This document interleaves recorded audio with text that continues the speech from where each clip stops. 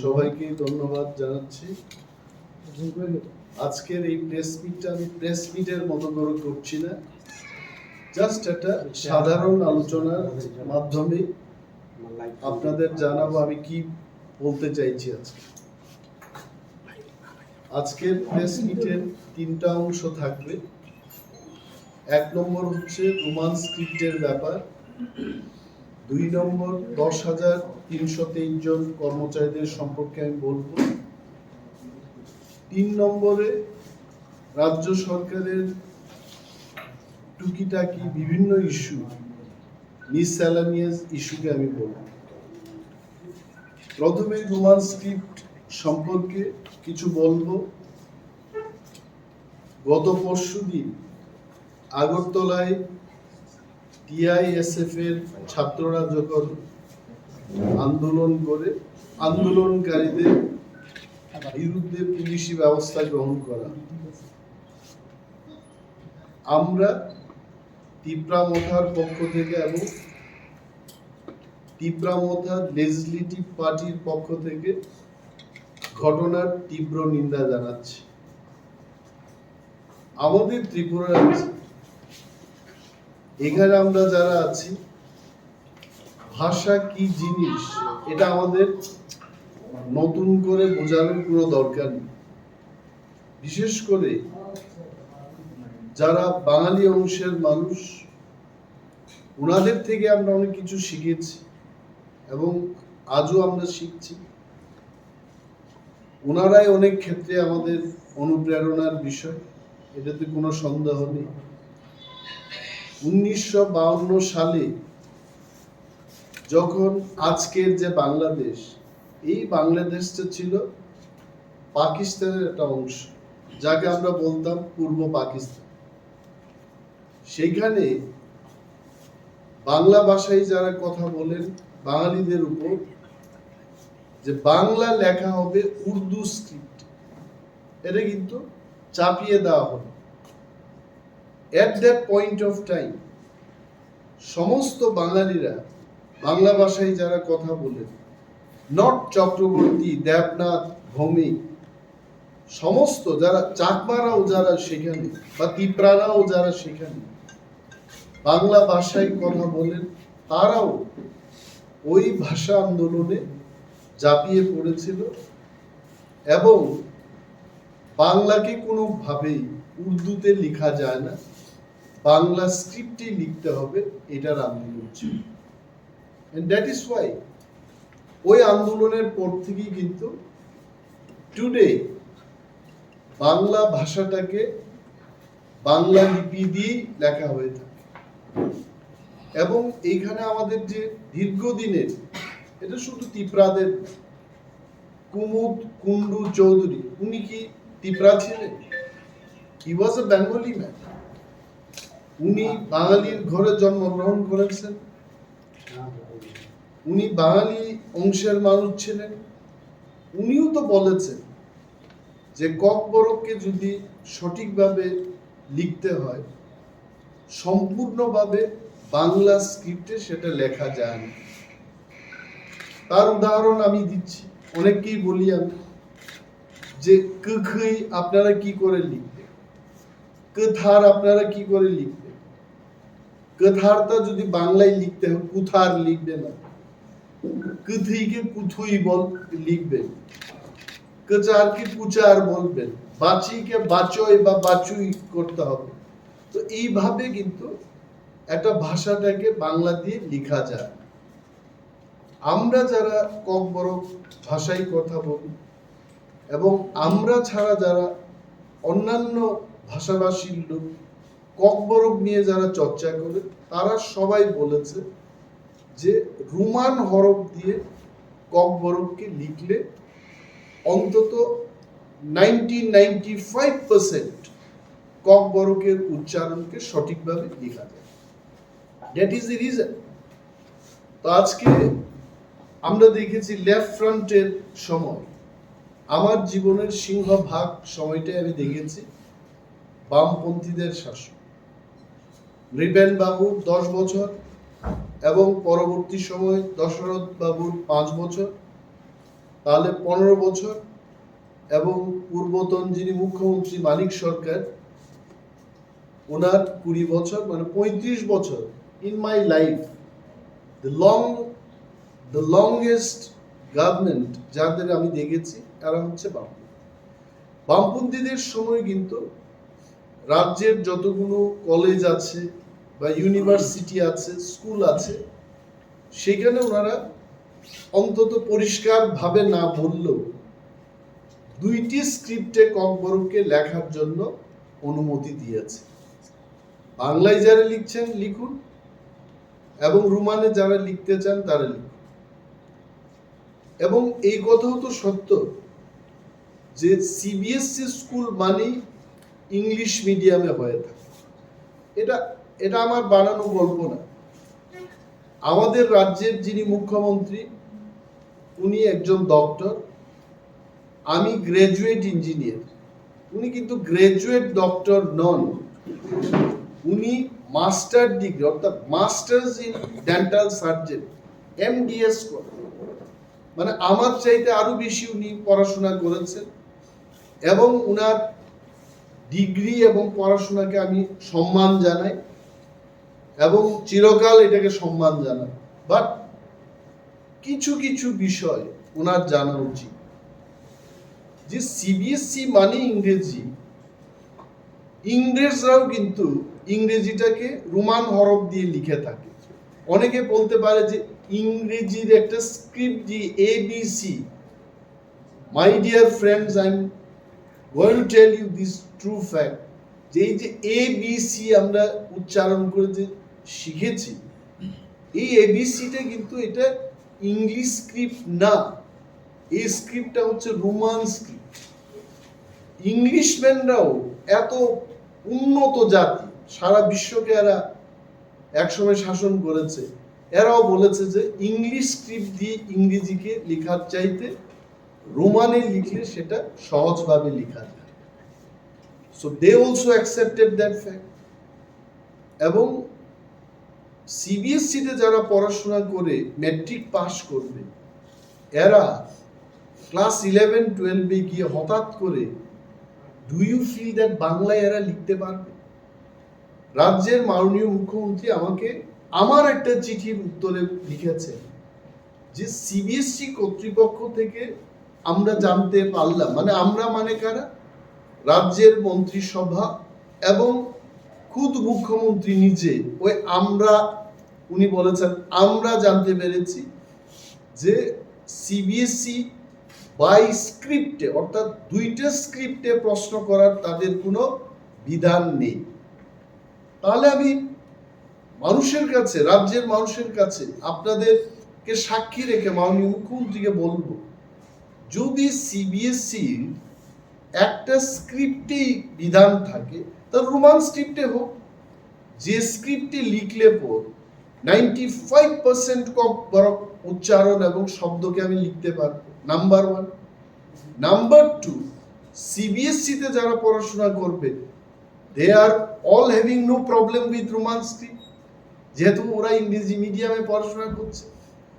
So this is Y প্রথম দিকে আমরা চেয়েছিলাম, আমাদের দাবি ছিল বাংলা এবং রোমান দুটিতেই করা হোক, কিন্তু যেহেতু মুখ্যমন্ত্রী বলছেন একটা স্ক্রিপ্টেই সেটা হবে সিবিএসসি তে, দেন মাননীয় মুখ্যমন্ত্রীর উচিত যে এটাকে রোমান স্ক্রিপ্ট দিয়ে সিবিএসসি তেও প্রশ্নপত্র তৈরি হোক এবং শেখানো হোক।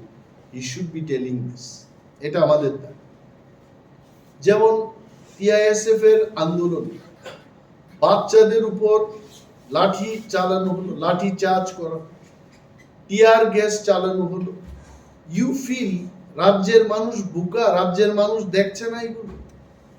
10,323 জনকে আন্দোলন করতে দেওয়া হচ্ছে না, গ্রাজুয়েট টিচারদের আন্দোলন করতে দেওয়া হচ্ছে না, মানে গ্রাজুয়েট টিচার বলতে এসটিজিটির কথা বলছি। রাজ্যের কোনো গণতন্ত্র প্রেমী মানুষদের আন্দোলন করতে দেওয়া হচ্ছে না, পুলিশ কেস দিয়ে তাদেরকে ভয় দেখিয়ে আন্দোলন থেকে বিমুখ করার চেষ্টা হচ্ছে। এই বিষয়গুলো কি রাজ্যের মানুষ জানে না? রাজ্যের মানুষ জানে। এবং এই রোমান স্ক্রিপ্ট কে নিয়ে যারা আন্দোলন করছে তাদের কোনো আন্দোলনের প্রয়োজন ছিল না। and this movement is happening because of indecisive character of the chief minister of the state. উনি ডিসিশন নিতে পারছেন না। হা হা হু করে একটা প্রশাসন চালানো যায় না। আই এম টেলিং, হা হা হু করে একটা নাটক করা যায়, অভিনয় করা যায়, একটা অনুষ্ঠান থেকে বেরিয়ে যাওয়া যায়, কিন্তু প্রশাসন হা হা হু করে প্রশাসন চালানো যায় না। প্রশাসনিক ডিসিশনটা হবে এই সিদ্ধান্ত আমি নেব কিনা, should I take this decision, yes or no. প্রশাসনটা অনেকটা অঙ্কের মতো, হয় আমি আমার এই ডিসিশনকে ইমপ্লিমেন্ট করব, না হয় আমি এটাকে করব। Time has come, honourable CM of the state should take concrete decision in the favor of Roman script. না হয় ত্রিপুরাতে আরো বড়সড় আন্দোলন হবে। আপনি পারবেন পুলিশ লেলিয়ে টিয়ার গ্যাস দিয়ে আপনি মানুষের কণ্ঠ রুট করতে পারবেন? I don't think. এটা ভারতবর্ষের ইতিহাসে নয়, পৃথিবীর ইতিহাসে কোন শাসক পুলিশ লেলিয়ে কিন্তু গণতন্ত্রের আওয়াজকে থামাতে পারেনি, and he also will not be able to. আমাদের পরিষ্কার বক্তব্য যে মাননীয় মুখ্যমন্ত্রী যেহেতু সুশিক্ষিত মানুষ এবং he belongs to a very good family, উনার মতো লোক, he should take faster decision, ডিসিশনটা নিয়ে রাজ্যের মানুষের কাছে উনি হিরো হয়ে যেতে পারেন। আমি বলেছি সেই দিন, he can become hero. Lakh lakh মানুষ যারা ককবরক ভাষায় কথা বললেন, they will appreciate his decision. যারা ককবরক শিখবে না, যারা ককবরক বলবে না, তাদের পরামর্শ নিয়ে রোমান স্ক্রিপ্টকে বাদ দিয়ে দেবনাগরীতে, কে বলেছে একদিন আমি শুনেছি যে দেবনাগরীতে কেন ডিমান্ডটা হচ্ছে, বলছে যে ভগবানের নাকি এটা ল্যাঙ্গুয়েজ, মানে দেব দেবীদের ল্যাঙ্গুয়েজ। আরে এটা মারাত্মক ব্যাপার যে দেব দেবীদের ল্যাঙ্গুয়েজকে যদি বাড়াবা দিতে হয়, ইটস ফাইন। তাহলে চলুন না, দেশের প্রধানমন্ত্রী নরেন্দ্র মোদীজির কাছে আমার একটা দাবি থাকবে যে এই দেশে হিন্দি, তামিল, তেলেগু, মালায়ালাম, 8 শিডিউলের যত ল্যাঙ্গুয়েজ আছে সমস্ত কিছু বাদ দিয়ে ইভেন বাংলাটাও বাদ দিতে হবে। আমরা একদম শিশুদের থেকে শুরু করে দেশের সমস্ত নাগরিক আমরা সংস্কৃতে পড়াশোনা করব, কিন্তু আপনি ককবরককে আঘাত দিতে গিয়ে কেন সংস্কৃতটা আনবেন? এটা হবে? এটা মানবে কেউ? আজকে যদি বাংলা ভাষা এবং বাংলা স্ক্রিপ্টকে বাদ দিয়ে দেশের সংস্কৃত শিখতে হবে, এই আদেশ যদি চাপিয়ে দেওয়া হয়, এই দেশের কোটি কোটি বাঙালিরা মেনে নেবে না। আই নো ফর শিওর কেউ মেনে নেবে না। মালায়ালাম ভাষাটাকে বাদ দিয়ে দেবতার ল্যাঙ্গুয়েজ, দেবীদের ল্যাঙ্গুয়েজ বলে সংস্কৃতে যদি মালয়ালিদের বলে যে কেরালায় সমস্ত লোক সংস্কৃতে পড়াশোনা করতে হবে, করবে কেউ? I don't think. এই সমস্ত বাজে যুক্তি দিয়ে ককবরককে আঘাত করলে পর ককবরকবাসীরা কিন্তু তাতে আঘাত প্রাপ্ত হবে, এবং আঘাত হলে যেটা হয় রাজনৈতিক প্রতিক্রিয়া হয়, you will get the reason. আমার বক্তব্য হচ্ছে মুখ্যমন্ত্রী সুশিক্ষিত মানুষ, কেন যারা ককবরক শিখবেন না, যারা ককবরক নিয়ে যাদের মাথা ব্যথা নেই, তাদের পরামর্শ নিয়ে উনি এইভাবে ককবরককে অবজ্ঞা করছে। He should take decision in favour of Romans. এখন আমি 10,323 জনদের কথা বলি। 10,323 জন যারা চাকরি হারিয়েছে, অনেকেই আমি দেখি এরা দে কিপ মেকিং কমেন্টস যে দাদা বা স্যার আমাদের জন্য কিছু একটা বলুন। আমি অনেকদিন ওনাদের মিডিয়ার মাধ্যমে বলতে চেষ্টা করেছি যে আপনারা বাড়ি ঘরে থেকে আপনাদের কথা বলুন, বললেই বলা যায় না। আই নিড দি এভিডেন্স, তথ্য থাকতে হবে আমার। এন্ড আমার নিজস্ব প্রচেষ্টায়, আপনাদের প্রচেষ্টায়, আমার নিজস্ব প্রচেষ্টায় আমি কিছু তথ্য এবার পেয়েছি এবং স্টাডি করে এসেছি, আপনারা দেননি। You all 10,323 people, the leaders, যাদের আমি দেখেছি যেটা থাল নিয়ে রাস্তায় নেমে করে কেঁদে আপনারা আন্দোলন করেছেন, where are those leaders? আপনারা কখনো সিপিএম এর বিরুদ্ধে আন্দোলন করছেন, কখনো বিজেপি সরকারের বিরুদ্ধে আন্দোলন করছেন, আপনারা আসলে কাদের বিরুদ্ধে আন্দোলন করছেন, কেন করছেন? Brothers and sisters, you have to come and tell me. কারণ আমারও সেই তথ্য আমার কাছে ছিল না, but I got some information. আমি যতটুকু স্টাডি করেছি, অ্যারাউন্ড 62 পিটিশনার্স, তারা 2010 সালে এই 10,323 জন কর্মচারীদের বিরুদ্ধে কেস করেছে যে হাউ গভর্নমেন্ট এই পলিসি বা সিলেকশন, রং পলিসি এবং রং সিলেকশন মেথড দিয়ে এই 10,323 জনদের চাকরি দিয়েছে। and so many documents are here in this file. এবং যখন শুনানি হয় কোর্টের মধ্যে,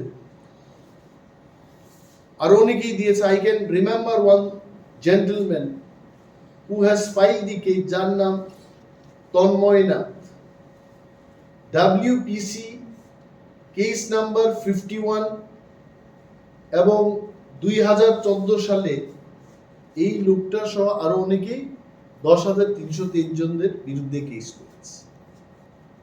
করার পর চমৎকার ভাবে ওই রায়ে একটা কথা বলেছে, I must tell the press, ওইখানে কোর্ট ভেরি ক্লিয়ারলি তার ভার্ডিক্টে বলেছে, 127 প্যারাতে বলেছে যে since we have set aside the revised employment policy which applies to a large category of posts and not merely to teachers, we would like to make it clear that our judgment shall be prospective in nature and shall not affect the appointments already made.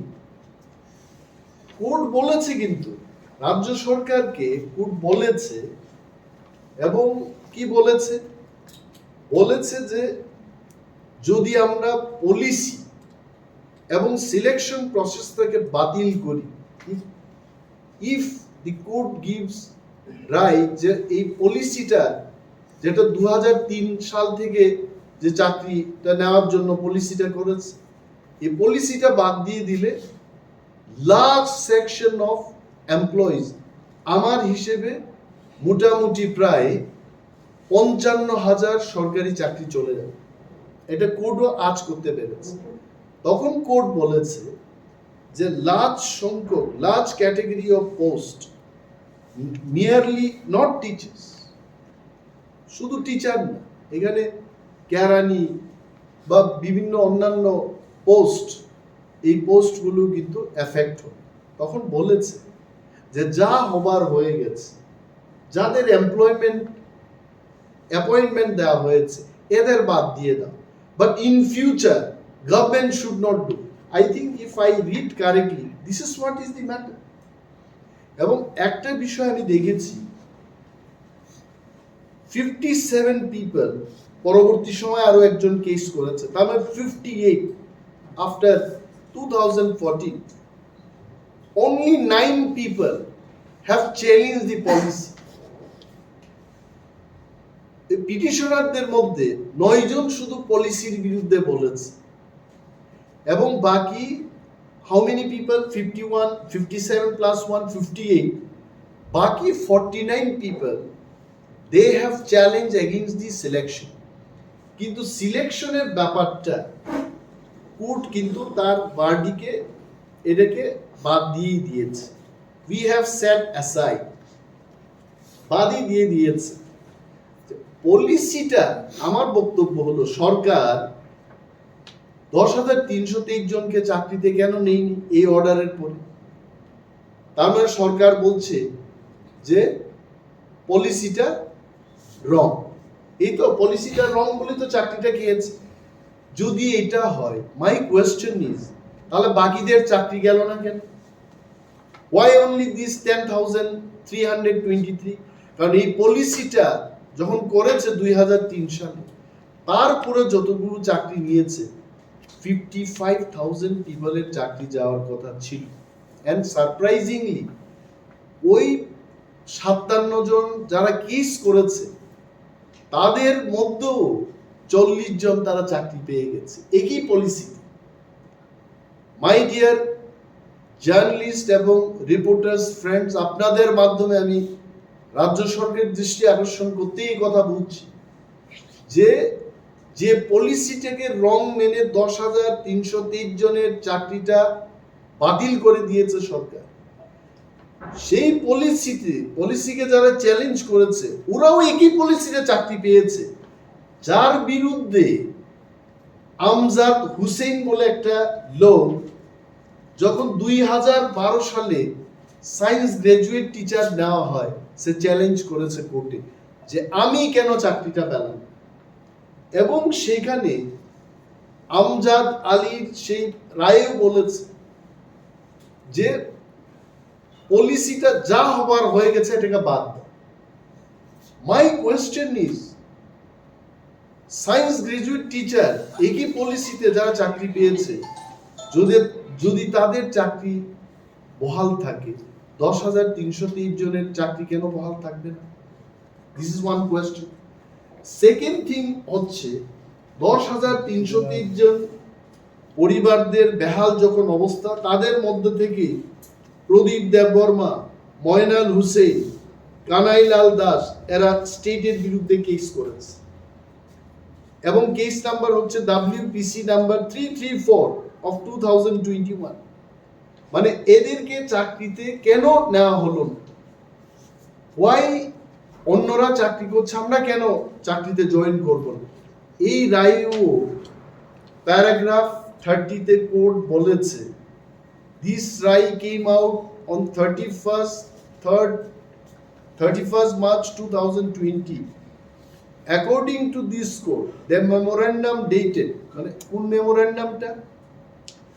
যে মেমোরেন্ডামটা একটা memorandum দিয়ে 10,323 জনের চাকরি শেষ করে দিয়েছে সরকার, ওই memorandum সম্পর্কে কোর্ট বলছে which have been issued by the respondents থেকে সরকার is not a speaking order and it is an omnibus communication is set aside. Omnibus communication কথার অর্থ কি? এটা বেআইনি, এটা সচরাচর, এটা দিয়েই হয় না, এটা যুক্তিবিহীন। এবং দেশের আর্টিকেল 311, আমাদের দেশেও তো সংবিধান আছে, সংবিধানের 311 ধারায় please refer this, it is very clear, কোন সরকারি কর্মচারী বা কর্মচারীদের একটা মেমোরেন্ডাম দিয়ে তাদের চাকরি খারিজ করা যায় না।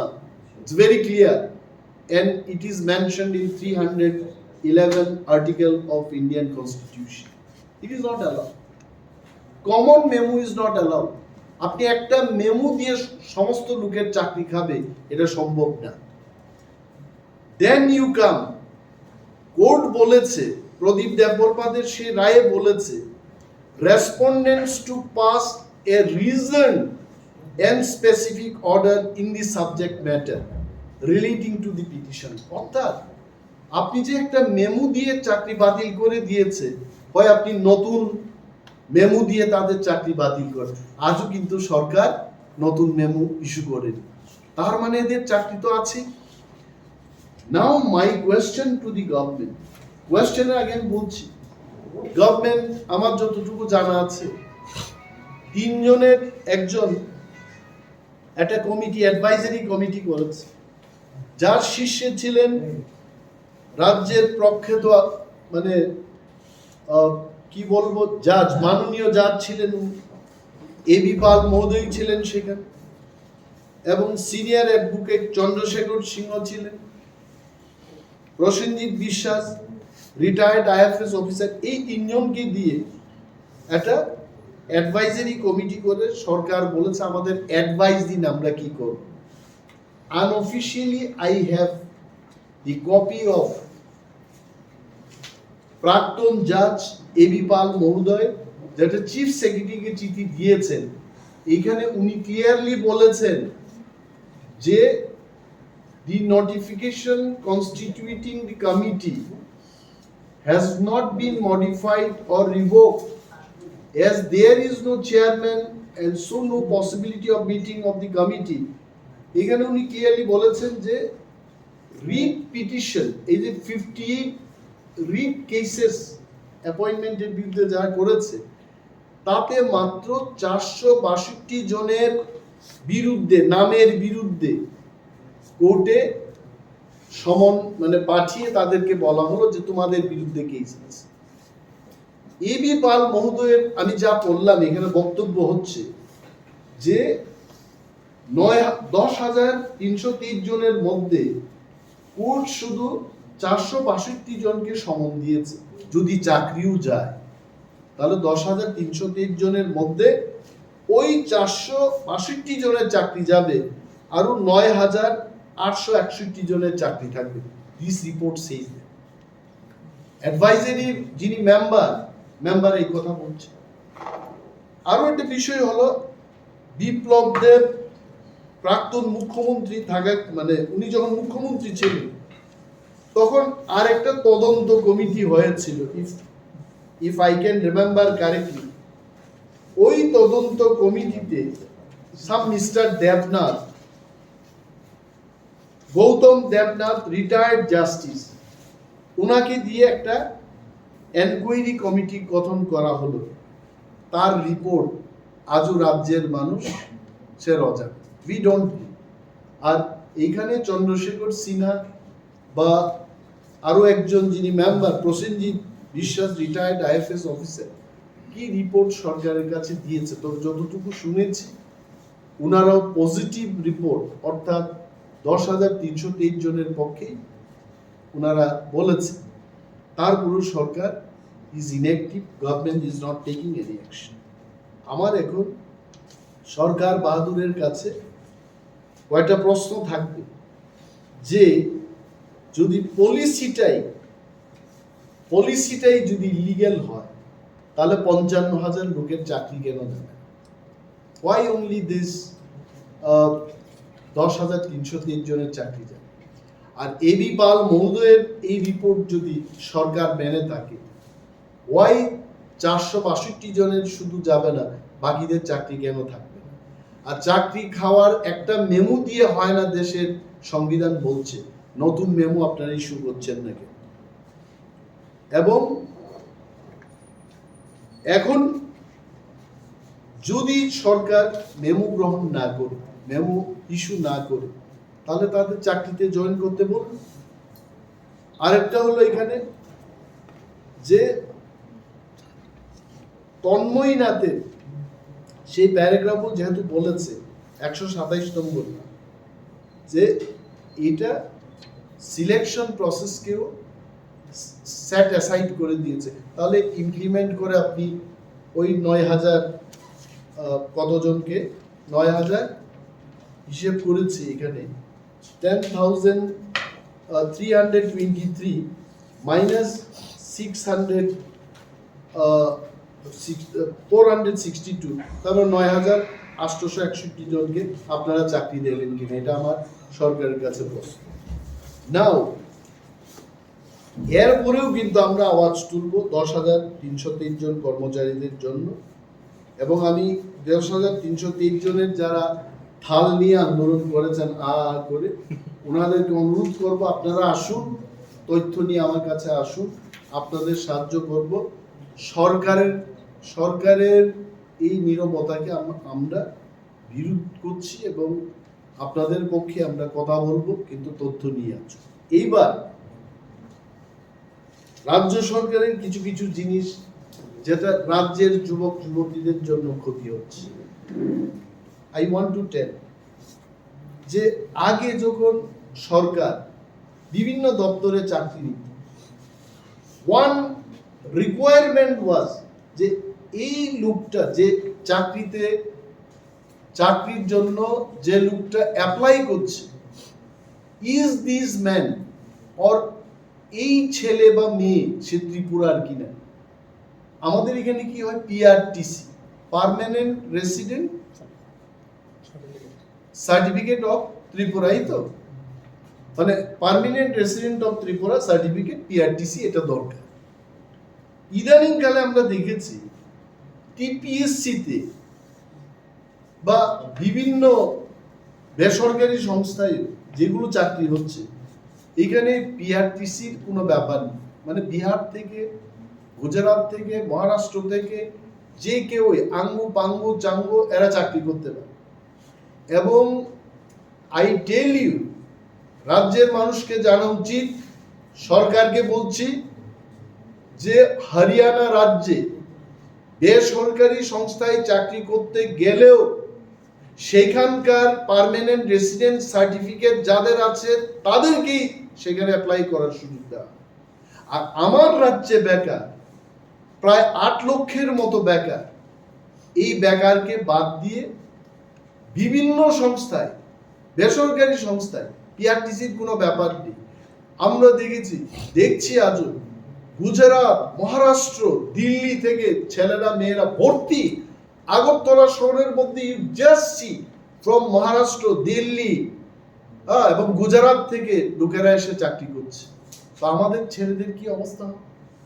এবং সরকারি চাকরি, ফরগেট অ্যাবাউট বেসরকারি সংস্থায়, বিজেপি সরকার 2018 সালে আসার পর ইভেন সরকারি সংস্থায় মহারাষ্ট্রের একটা ছেলে সে টিসিএস পরীক্ষা দিয়েছে এখানে।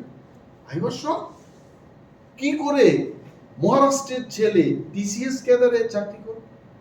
মেনে নিলাম একটা টিচারের চাকরিতে বিহারের একটা লোক এখানে চাকরি পাবে ত্রিপুরায়, আর গোপালনগরে যদি তার পোস্টিং হয়, হ্যাঁ, কক বরকু জানবে না, বাংলাও জানবে না, সে সেখানে কি করে ক্লাসটা করবে? এই বিহারি ছেলে। মহারাষ্ট্রের একটা আমচি মুম্বাই বা আমি মারাঠি মানুষ, হ্যাঁ, এই লোকগুলো, এই মারাঠিরা ত্রিপুরায় যদি সরকারি চাকরিও পায়, শিক্ষকতার চাকরিও যদি পায়, সে কি করে প্রত্যন্ত ইভেন আগরতলা শহরে সে কি করে ক্লাস করবে? এই শিক্ষককে নিজের শিখতে হবে আগে। এই ঘটনাগুলো চলছে। আই টেল ইউ, গভর্নমেন্টকে বলছি এটা বন্ধ করুন, ইউ স্টপ ইট। আমাদের এইখানে 8 লক্ষের মতো যারা বেকার যুবক যুবতীরা, তাদেরকে এই সুযোগ করিয়ে দিতে হবে। আর একটা এখানে দেখেছি যে বিদ্যাজ্যোতি মিশন, অনেক সময় বিদ্যাজ্যোতি মিশন 2021 সালে প্রধানমন্ত্রী শ্রী নরেন্দ্র মোদীজির হাত ধরে এটা উদ্বোধন হয়েছে। If I can remember correctly, Modiji সেই অনুষ্ঠানে বলেছিলেন, মানে খুশির আবহে উনি বলেছেন 100টা স্কুল বিদ্যাজ্যোতির আওতায় আসবে।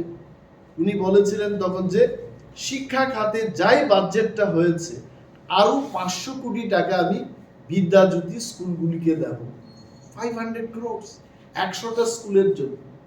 পরবর্তী সময় আরো 25+25 অর্থাৎ 50টা স্কুলকেও বিদ্যাজ্যোতি করা হবে। তাহলে এখন টোটাল কয়টা বিদ্যাজ্যোতি স্কুল আছে? 150টা। 100টার জন্য যদি 500 crore দেওয়া হয়, তার মানে আরো 50টার জন্য 250 কোটি টাকা দিয়েছে, 750 কোটি টাকা। আপনারা বলুন, রাজ্যের মানুষ যারা আমার ফেসবুক লাইভ দেখছেন, এই সাংবাদিক সম্মেলনটা দেখছেন, আপনারা সবাই বলুন, এই 150টা স্কুলে এমন কি ইনফ্রাস্ট্রাকচার তৈরি হয়েছে যেখানে 750 কোটি টাকা খরচ হয়েছে? দিস ইজ মাই প্রশ্ন। আপনারও প্রশ্ন তো। উল্টো যারা বিদ্যাজ্যোতি মিশন স্কুলে পড়বে, এদের নার্সারি থেকে ক্লাস 12 পর্যন্ত 1000 টাকা করে পয়সা দিয়ে অ্যাডমিশন নিতে হচ্ছে। শত শত ছাত্রছাত্রী, মানে লক্ষ লক্ষ টাকা সরকার কিন্তু আবার হাতিয়ে নিচ্ছে। নো ইনফ্রাস্ট্রাকচার, সরকার কি চ্যালেঞ্জ করবে? সরকার যদি বলে ইনফ্রাস্ট্রাকচার করেছে, আমি কিন্তু কোনো ব্যক্তি বিশেষকে বলছি না, আমি সরকারকে বলছি। সরকার আমার এই প্রেস মিটের পর I as a leader of opposition এই সাংবাদিক সম্মেলনটা করছি। আপনারা রাজ্যের মানুষকে জবাব দিন, আমাকে না। আমি অনিমেষ দেববর্মা, আমি কিছুই না, আমাকে জবাব দিতে হবে না। এটা আমি রাজনীতি করছি না, এটা মানুষের স্বার্থ নিয়ে কথা বলছি। আপনারা রাজ্যের মানুষকে জবাব দিন, এটা আমার প্রশ্ন। এরা টাকা নিচ্ছে।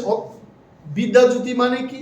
আবার ইংলিশ মিডিয়াম নার্সারিতে পড়ানোর জন্য আপনারা শুনেছেন যে ইংলিশ জানা এমন শিক্ষক নিয়োগ হয়েছে নাকি? মানে গাড়ি একটাই, ওই পুরনো গাড়ি এস মডেল, হ্যাঁ, এই গাড়িটাকে রং টং দিয়ে ফুলের মালা দিয়ে বলছে এটা কম্পিউটারাইজড একটা ট্রাক। আসলে এখানে কম্পিউটারের কোনো কম্পু নেই সেখানে।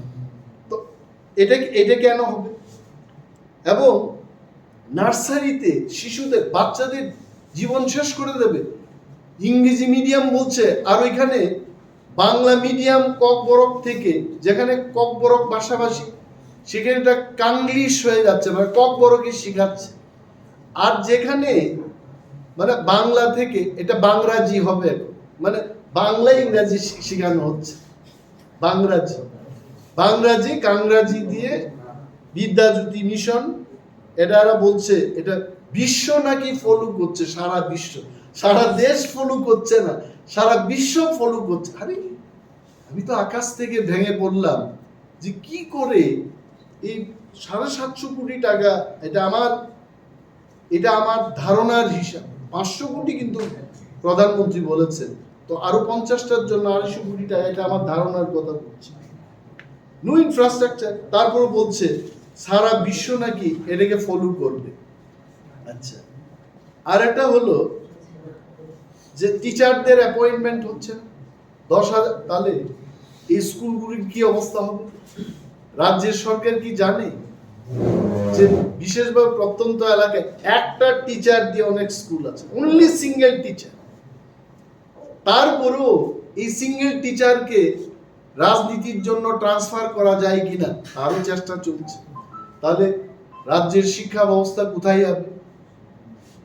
I would request honourable government, মাননীয় সরকারকে, আমি কোনো মন্ত্রীকে বলছি না, মাননীয় সরকার রাজ্যের জনগণকে যেন জবাব দেয় যে হোয়াই দিস ইজ হ্যাপেনিং।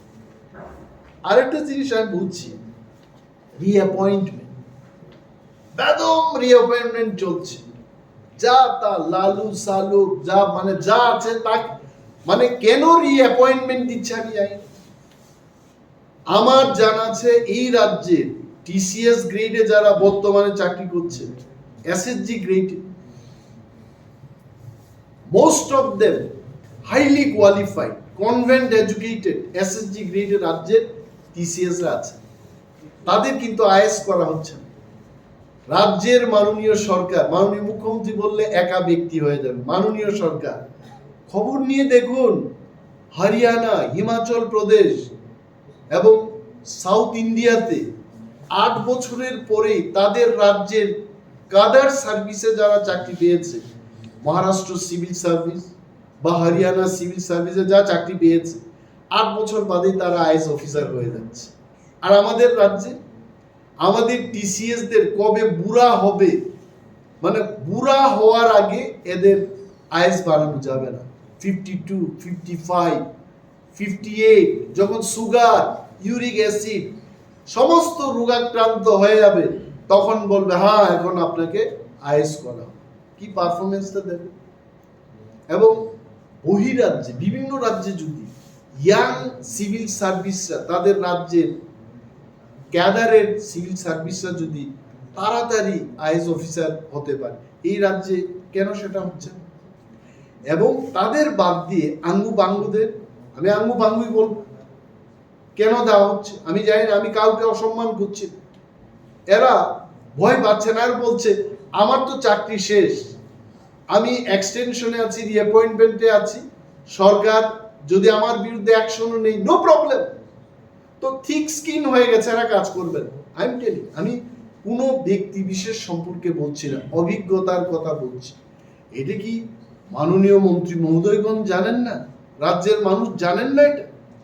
এবং সেই রিঅ্যাপয়েন্টমেন্টে, আই এম টেলিং, সেই রিঅ্যাপয়েন্টমেন্টে রোস্টার মানা হচ্ছে না। আমি টিসিএস রিক্রুটমেন্ট যখন করব, আমি তখন রিজার্ভেশন পলিসিটা ফলো করছি, যে 31% কাদের পক্ষে যাবে? এসটিদের পক্ষে। এসসিদের 17% ওনারা পাবে, এবং বাকি ইউআর ক্যাটাগরির পাবে। কিন্তু এই রিঅ্যাপয়েন্টমেন্টে আই ক্যান টেল ইউ, এত আইএসদের রিঅ্যাপয়েন্টমেন্ট হয়েছে, এসটিদের একটা লোকের রিঅ্যাপয়েন্টমেন্ট আছে কিনা আই ডোন্ট। যদি থেকে থাকে এসসি এসটি, রোস্টার মানেই তো এসসি এসটি আসবে সেখানে, এদের রোস্টার মানা হচ্ছে না। Please come out with this তথ্য। এবং কেন? আর এইভাবে যদি রিঅ্যাপয়েন্টমেন্ট হতে থাকে, তাহলে তো ভবিষ্যৎ প্রজন্মের ভবিষ্যৎটাই অন্ধকার, প্রেজেন্ট জেনারেশনের ভবিষ্যৎটাই অন্ধকার। এটা আমি বলছি, এই যে টিআরপিসির কথা বললাম, এটি কিন্তু জেআরবিটি, জয়েন্ট রিক্রুটমেন্ট বোর্ড আছে ত্রিপুরা, এইটাতেও কিন্তু এটা ফলো হচ্ছে। Please see this matter. আজকে ত্রিপুরায় 1700 নেট স্ল্যাট পিএইচডি করা বেকার যুবক যুবতী আছে। আর যদি মহারাষ্ট্র গুজরাটের থেকে সমস্ত প্রফেসর টিচিং স্টাফ যদি চলে আসে, আমার এই 1700 পিএইচডি স্ল্যাট নেট করা এই মেধাবী ছাত্রছাত্রীরা যাবে কোথায়? I want the answer from the government.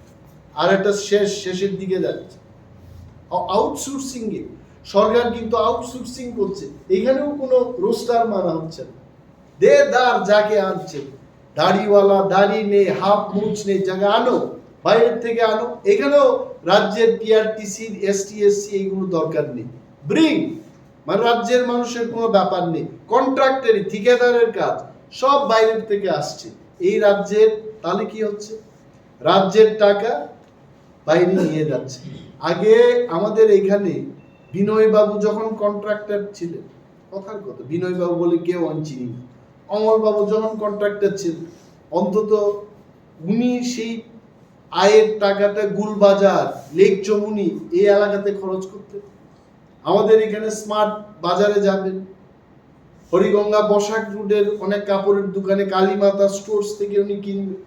কিন্তু এই গুজরাটি লোক দিল্লি থেকে আসছে কন্ট্রাক্টর, টাকা নিয়ে গিয়ে সে দিল্লিতে কিনবে, গুজরাটে কিনবে। তো আমার রাজ্যের টাকা এখানে সার্কুলেট করার সেই সিস্টেমটাও চলে। মানুষ যে বলছে যে মানুষের কাছে টাকা নাই, টাকা নাই, টাকা আসবে কোথা থেকে? টাকা চলে গেছে, টাকা এখান থেকে বাইরে যাওয়ার রাস্তা করে দিয়েছে এটা সরকার। Please answer this. লাস্টে একটা কথা বলবো, এডিসি ভিলেজ কমিটি নির্বাচন হচ্ছে না। সারা দেশের মধ্যে সমস্ত জায়গায় বাই ইলেকশন হচ্ছে, রাজ্যের মধ্যে নির্বাচন হচ্ছে, কিন্তু ভিলেজ কমিটি নির্বাচন করছে কেন করছে? আমি প্রশ্ন দিচ্ছি, তিনবার প্রশ্ন দিয়েছি আমি ভিলেজ কমিটি, সমস্ত প্রশ্ন খারিজ করে দিচ্ছে কেন? স্পিকারের পাওয়ার আছে, উনার ক্ষমতার বলে বলছে রুলস 41 এর অমক ধারায় এটাকে ক্যান্সেল করা। কত নাম্বার সাব ধারা? বলছে 12তে কি লেখা আছে? স্পিকার যদি চায় এই কোয়েশ্চেনটা উনি ডিসঅ্যালাউ করতে। তো এই ভিলেজ কমিটির নির্বাচনে কি, আমি ক্যামেরার সামনে বলছি, সাংবাদিক সম্মেলনে বলছি যে তীব্রামতা সমস্ত সিটি জিতবে? এটা কি সম্ভব যে 587টা ভিলেজ কমিটির মধ্যে তীব্রামতা কি 587টার মধ্যেই জয়লাভ করবে? আমি অনিমেষ দেববর্মা তীব্রামতার একজন কর্মী হিসেবে আমি বলছি, বিরোধী দলনেতা হিসেবে বলছি, লিখে রাখুন 587-র মধ্যে 587টা তীব্রামতা কখনোই জিতবে না, এটাই বাস্তব। বিজেপিও জিতবে না। তাহলে কেন নির্বাচনটা করছে না? বিজেপি মনে করছে যে আমার বিজেপি যেন বেশি সিট বা বেশি দখল করতে পারে, সেই সময়টাতে গিয়ে করব। আরে আমি সরকার বাহাদুরদের কাছে বলছি, এই সময় আস্তে আস্তে এই সরকারটা যদি চলে যায় তখন তো যা যেখানটায় আপনারা জিতবেন এটা তো চলে যাবে। এটা দিয়ে নির্বাচন হয় না, নির্বাচন হয় মানুষের সাথে। ভিলেজ কমিটিতে নির্বাচন হচ্ছে না বলে সেখানে সেন্ট্রাল গ্রান্টের টাকা আসছে না, ইলেক্টেড বডিকে টাকা দেওয়া হয়, নন ইলেক্টেড বডিকে টাকা দেওয়া হয় না। সরকারকে জবাব চাইছি, জবাব দিন। আমাকে দিতে হবে না, রাজ্যের মানুষকে আপনারা জবাব দিন, বলবেন যে কেন আপনারা ভিলেজ কমিটির নির্বাচন করছেন না। ডোন্ট টেল মি আমার এই প্রেস মিটকে জবাব দিতে হবে, রাজ্যের মানুষকে জবাব দিন। আপনাদের কাছে এটা আমার জানার ইচ্ছা। আমি বিরোধী দল না, আমি প্রশ্ন করছি ভিলেজ কমিটি নির্বাচন কবে হবে, বলছে না। এটা খালি 3 বার। এইবার আমি আরেকটা প্রশ্ন দিয়েছি গত পরশু দিন, কি লিখেছি এখন আমি লিখেছি, কারণ যেহেতু ইলেকশন দপ্তরে এটা জিজ্ঞেস করা যায় না, একটা বডি নাকি বলছে যে স্টেট ইলেকশন কমিশন, এটা কোনো সংস্থা না, এটা সরকারের বক্তব্য, এটা টেম্পোরারি, এটা যখন ইলেকশনটা হয় গঠন করে, ইলেকশন শেষ এদের কাজ। রাজ্যের যে ইলেকশন দপ্তরটা এটা শুধু পার্লামেন্ট ইলেকশন এবং বিধানসভা ইলেকশনটা, অন্য ইলেকশন ক্ষেত্রে এইগুলো রাজ্যের ইলেকশন কমিশন দেখবে, যেটা টেম্পোরারি ইন নেচার। ভালো কথা। এইবার আমি প্রশ্নটাকে ঘুরিয়ে এবার দিলাম, কি দিয়েছি জানেন? প্রশ্নটি লিখেছি যে স্বশাসিত জেলা পরিষদ এলাকায় এডিসি ভিলেজ কমিটির নির্বাচন কবে নাগাদ হবে উপজাতি কল্যাণ দপ্তরের জানা আছে কি? যেহেতু আমার প্রশ্নটাকে বারবার নাও I am going to ask tribal welfare department, যে ট্রাইবাল, আপনি তো জানবেন, আপনি তো ট্রাইবালের ওয়েলফেয়ার সম্পর্কে দেখছেন, আমি এইবার প্রশ্নটা নাও আই এম ওয়েটিং। আর এটাও যদি গ্রাহ্য না হয়, then the floor of the house should be ready for our question. আমরা এখানে তুলব। অদ্ভুত ব্যাপার, I am surprise, I am telling. আমি ভাবছি যে পরিষদীয় দলনেতা সম্মানীয় শ্রী রতননাথ মহোদয়, ওনার কাছে যাব, জিজ্ঞেস করব, কারণ উনি একমাত্র জীবন্ত পণ্ডিত ব্যক্তি আছেন এই বিষয়ে, এটা আমাদের গর্ব। উনি জানবেন কেন এইগুলো হচ্ছে, এগুলো অবাক, মানে আই ক্যানট আস্ক। বাকি সব কোয়েশ্চেন আমি জিজ্ঞেস করতে হবে, ভিলেজ কমিটি না এটাকে জিজ্ঞেস করতে হবে। আরে রাজ্যের 14-15 লক্ষ মানুষ, ওয়ানসা তিপ্রাসা সবাই এডিসি এলাকা, বনবাজার কারা? বাঙালি, এটা তিপ্রা। আসামবাড়ি কারা? ওয়ানসা। করঙ্গি ছড়াই কারা? আরে আমাদের অনেক সাংবাদিক বন্ধুরা এইসব এলাকা যান। কাঞ্চনপুর মহকুমায় অনেকগুলো ADC village committee control by, fully by আর জেনারেল ব্রাদার্স এন্ড সিস্টার। কেন আপনি করতে দেবেন না? ওরা বুঝছে না, সবাই বুঝছে। সো আমার এই সাংবাদিক সম্মেলন আমি সরকারকে প্রশ্ন করছি, এবং এই প্রশ্নের জবাবটা রাজ্যবাসীর কাছে দেবেন, কেন আপনারা ভিলেজ কমিটি নির্বাচন করছেন। আপনাদের অশেষ অশেষ ধন্যবাদ। এবং এই কয়টা কথাই আমার সাংবাদিক সম্মেলনে বললাম, আপনারা রাজ্যের মানুষের সাথে এটাকে কাভার করবেন, এটা আমার বিশ্বাস আছে। থ্যাংক ইউ, ধন্যবাদ। স্যার, এসটিজিটি ছাত্রছাত্রীরা আপনার কাছে 34টা পোস্ট খালি থাকার পরও সরকার অনলি 230 জনের চাকরি নেবে। স্টার রাজ্যে যেখানে একজন করে টিচার দিয়ে স্কুল চলছে, এইখানে গ্রাজুয়েট টিচার মানে এসটিজিটি গ্রাজুয়েট টিচার নেবে না, এরা মাত্র 230 জনের নেবে। 5034 পোস্ট ভ্যাকেন্ট, এটা আমার কথা না, এটা আরটিআই এর উত্তরে সরকার বলেছে। তো রাজ্যের মানুষের কাছে সরকার বাহাদুর বলুক যে কেন টিচার রিক্রুটমেন্ট হচ্ছে, what is the reason. Thank you. আরেকটা বিষয় হচ্ছে, সামনেই খুব সম্ভবত বিধানসভা অধিবেশন বসবে, এই যে সার্বিক বিষয়গুলো আপনি তুলে ধরবেন, সেই বিষয়গুলো ওইখানে সমস্ত প্রশ্ন আমি না, আমাদের অনেক বিধায়িকারাও প্রশ্ন তুলেছে, প্রশ্ন পাঠিয়েছে। আমরা 10,323 জন এসটিজিটি ইস্যু, আউটসোর্সিং এ রাজ্যের ছেলেরা মেয়েরা প্রাধান্য পাচ্ছে না, সরকারি চাকরিতে পিআরটিসি কেন সেটার উল্লেখ নেই, এই বিষয়গুলো কিন্তু আমরা ধরব। একটা প্রশ্ন ছিল সেটা হচ্ছে দেশের প্রধানমন্ত্রী 9 বছর পূর্ণ হিসেবে সারা দেশ জুড়ে বিভিন্ন উন্নয়নমূলক বিষয় নিয়ে প্রচার করছে। এই বিষয়ে ত্রিপুরায় কতটা উন্নয়ন হয়েছে এগুলো আপনি কি বলবেন? আগামীকালকে নাড্ডা সাহেব আসছেন সেই প্রচার। ত্রিপুরায় জেপি নাড্ডা সাহেব আসছেন, মোস্ট ওয়েলকাম। এবং খবরের কাগজে যদি ছাপানো হয় উনি দেখবেন।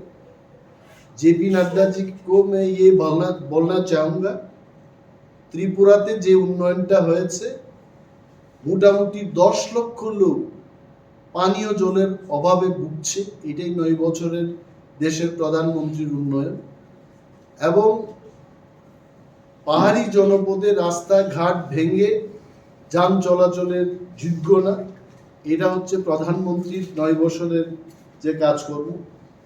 এবং আমাদের রাজ্যে উনারা যখন ক্ষমতায় এসেছিলেন তখন হয়তোবা 5.5 লাখ বেকারের সংখ্যা ছিল, সেই বেকারের সংখ্যা 8 লক্ষে পৌঁছে গেছে।